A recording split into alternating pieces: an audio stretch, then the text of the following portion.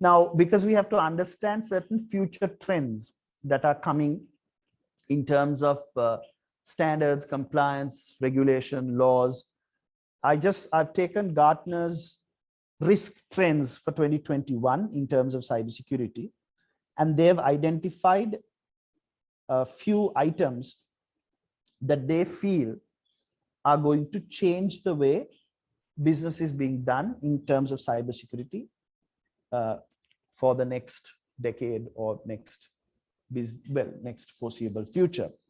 Why is it important to you? Because when you understand these trends, you will understand where the standards, the regulation, the strategy, the policies will also come into.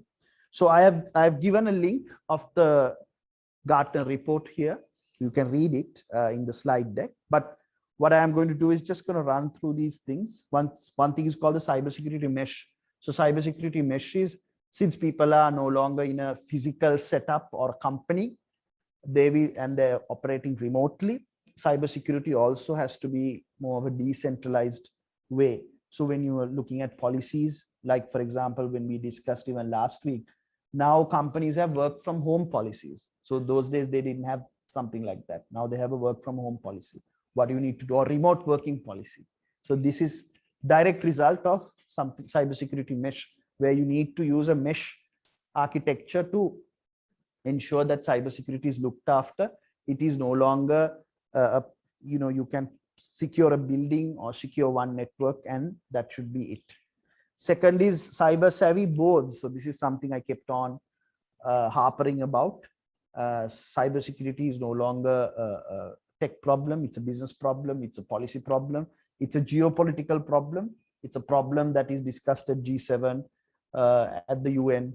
So it is no longer a tech problem. So the boards, the people that run the companies, the decision makers, the business leaders, the thought leaders need to be savvy on cybersecurity. And it's your responsibility also as people who have this knowledge to share this knowledge as much with other people to make sure that they understand cybersecurity in terms of your organization, your colleagues, and vendors or anyone else. So vendor consolidation is now, you see this, the big vendors are starting to gobble up the smaller companies, and you have the supply chains becoming very simple because they're all controlled by one company. What happens is then you have to make sure that the relationship with the vendors, the big vendors also is streamlined, is proper. There should be policies in how you deal with these vendors. There should be understanding of the vendors. We should demand vendors to be compliant with your security standards, because if they are coming in and they are consolidating and all the services, the tools, and everything else is given by one vendor going forward, and that's going to happen, then you need to make sure that that vendor is prim and proper when they're dealing with you and when they're dealing with your systems and information and data, because the regulator may have a demand on you, and you can't say because your vendor messed up, you messed up, because of course you will in the future face fines. Identity first security, because we were all working remotely. Security and ensuring the person logging into a system or using an e-commerce platform or anything else, we have to make sure it's that person. So that's why people are now, from companies like Amazon, Microsoft, all these guys, now Microsoft recently announced passwordless security. So you don't need a password anymore. They have the technology to ensure your identity is verified without a password. So that's the maturity. You'll see more of this going forward. But that is the trend that is coming. And how will that change your policies?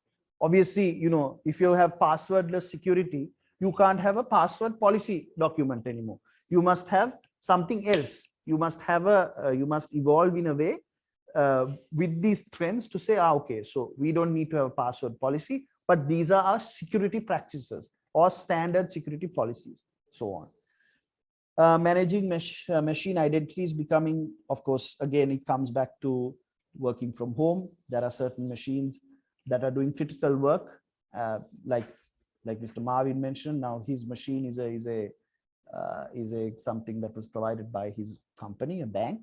So he has the company will make sure that certain safeguards are there to make sure devices are secure. So those days, they used pre-COVID, we used not do that. We used to make sure the network is secure, and we are assuming that anything coming into the network, the credentials are right, is secure. So now we have to go that additional step further, and to make sure that the machine, the device, sometimes it's not even a laptop, it's a tab, it's a smartphone, maybe another IoT device.